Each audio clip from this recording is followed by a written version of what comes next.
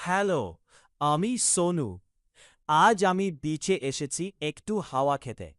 কিন্তু জানো, এখানে এসে এমন কাণ্ড হলো যে আমি এখনো হাসতে হাসতে শেষ। আমি ভাবলাম একটা বড় বালুর দুর্গ বানাবো। অনেক কষ্ট করে বানিয়েছি।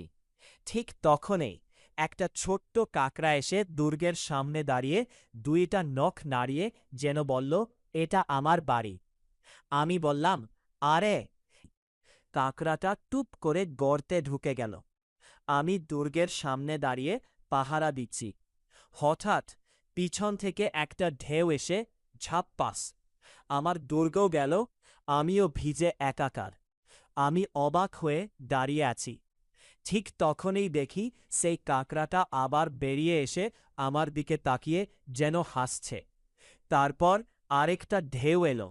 আমি বললাম, না বাবা, এবার আমি পালাই। আমি দৌড় দিলাম, কিন্তু বালিতে পিছলে ধপাস! সোজা বসে পড়লাম।